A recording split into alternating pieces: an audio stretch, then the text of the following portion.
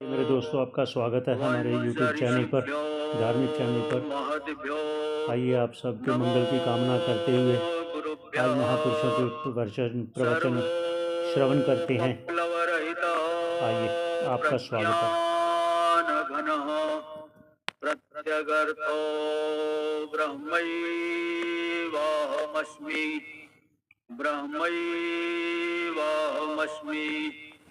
नारायणं पद्मभवं वसिष्ठं शक्तिं च तत्पुत्रपराशरं च व्यासं शुकं गौडपदं महान्तं गोविन्दयोगीन्द्रमथास्य शिष्यं श्रीशङ्कराचार्यमथास्य पद्मा पादञ्च हस्तामलकं च शिष्यं तन्तोटकं वार्तिककारमन्या नस्मद्गुरून् सन्ततमानतोऽस्मि श्रुतिस्मृतिपुराणानामालयं करुणालयं नमामि भगवत्पादं शङ्करं लोकशङ्करं शङ्करं शङ्कराचार्यं केशवं बादरायणं सूत्रभाष्य कृतौ वन्दे भगवन्तौ पुनः पुनः ईश्वरो गुरुरात्मेति मूर्तिभेदविभागिने व्योमवद्व्याप्तदेहाय दक्षिणामूर्तये नमः। ओम शांति शांति शांति। मेरे प्यारे दोस्तों, अभी आप जो श्रवण कर रहे थे मंत्र, ये मंगलाचरण मंत्र है और परंपरा भी कहा गया है। नारायण भगवान से लेकर हमारे आचार्यों तक जो परंपरा कही है, उनके नामों का उच्चारण हुआ मंगलाचरण में। समादरणीय आगे परम पूज्य आप श्रवण कीजिए। श्रोत्रिय मेरा प्रयास होता है कि बीच बीच में आपको थोड़ा सा जो मुझे लगता है, इसलिए मैं आप कथन करता हूँ।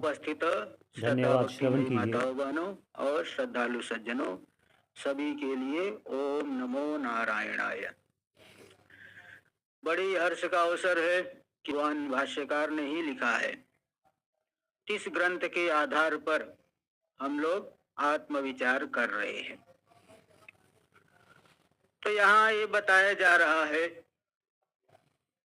कि जीव भाव कैसे प्राप्त किया, मुक्ति कैसे मिलेगी, क्या साधना करनी है आपको, क्या विचार करना है, ये सब बातें बताई जा रही है। ये जो संसार चक्र अनादि काल से चल रहा है, जन्म मरण का प्रवाह चल रहा है, इस प्रवाह का हेतु क्या है? जैसे नदी का प्रवाह चलता है तो कहीं न कहीं से निकल करके आ रहा है। गंगा जी का प्रवाह चल रहा है, हिमालय से उद्गम हुआ है, शिलाखंड से, गंगोत्री गौमुख से, वहां से निकल के आ रही है। ऐसे ही ये जो जन्म मरण का चक्र है, प्रवाह है, इसका हेतु क्या है? तो देखिए, जो हमारा शुद्ध अहम है, जो हम है, उस हमारे शुद्ध मय में कोई सांसारिक धर्म नहीं है, कुछ संसार है ही नहीं, कोई दुख नहीं, क्षणिक दुख नहीं, क्षणिक सुख भी नहीं। तो फिर कैसे आ गया? तो जब हम अपने शुद्ध अहम को अज्ञान से शरीर आदि के साथ जोड़ लेते हैं, तब आप अपने आप को कहोगे कि मैं स्त्री हूं, मैं पुरुष हूं, मैं ब्राह्मण, मैं क्षत्रिय। हमने अपने मैं को किससे जोड़ लिया? शरीर के साथ। और केवल शरीर से नहीं, मन के साथ भी तादात्म्य कर लिया।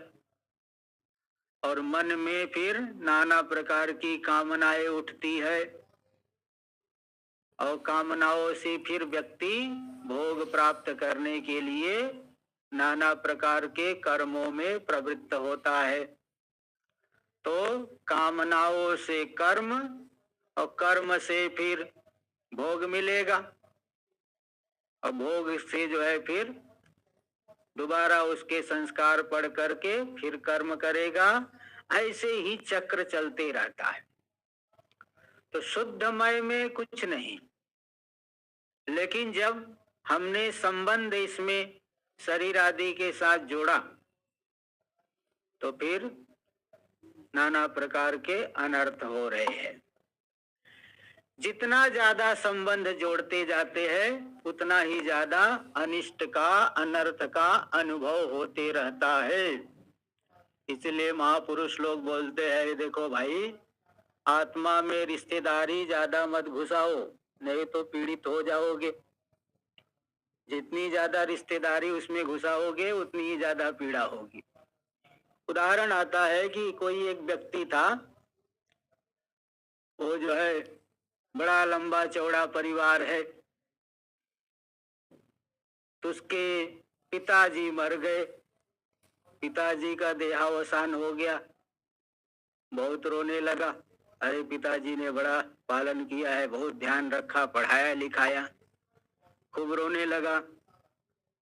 सब लोग आके सांत्वना दे रहे, वो मान ही नहीं रहा है। फिर जो है उसी अड़ोस पड़ोस के कोई एक वृद्ध व्यक्ति आकर के बोले, बेटा तू घबरा मत, मैं तेरा पिता हूँ, मैं ही तेरा पिताजी हूँ, मुझे ही पिताजी अब मान करके व्यवहार कर। फिर कुछ व्यवहार चलते रहा। कालांतर में उसकी माँ भी मर गई और माँ मरी तो और रोने लगा। माता ने देखो कितना ख्याल रखा, कितना जो है दूध पिलाया, कितना कुछ किया, कितना जो है भोजन बना के खिलाया, बहुत जो है सावधानी से पालन किया है। बहुत रोने लगा। अब बहुत सारे लोग समझा रहे, मान ही नहीं रहा है। फिर कोई पड़ोस की माता जी, बूढ़ी माता आकर के बोली, बेटा तू चिंता मत कर, मैं तेरी माँ हूँ। तो ऐसे जो है फिर बाद में उसका बड़ा भाई मर गया। अड़ोस पड़ोस के कोई आया, बोले मैं ही तेरा भाई हूँ। और कुछ समय बाद उसकी पत्नी भी मर गई। रोने लगा। सब सांत्वना तो दे रहे हैं लेकिन कोई नहीं बोल रहा है कुछ इस तरह का। पहले दिन रोया, दूसरे दिन भी खूब रो रहा है। फिर लोग बोले, अरे तुझे इतना समझा रहे क्यों नहीं मान रहा है? तो उसने बताया, देखो पिताजी मरे तो ये अंकल जी आकर के बोले मैं तुम्हारा पिता हूँ, माता जी मरी, आंटी जी बोली मैं तुम्हारी माँ हूँ, भाई मरा थे बोले मैं तुम्हारा भाई हूँ। अब पत्नी मरने के बाद कोई नहीं बोल रहा कि मैं तुम्हारी पत्नी हूँ। तो पीड़ा ज्यादा हो रही है। तो पीड़ा क्यों ज्यादा हो रही है? क्योंकि आत्मा में रिश्तेदारी को घुसा रहे हो, ज्यादा संबंध जोड़ करके रखे हो, तो पीड़ा तो होगी ही।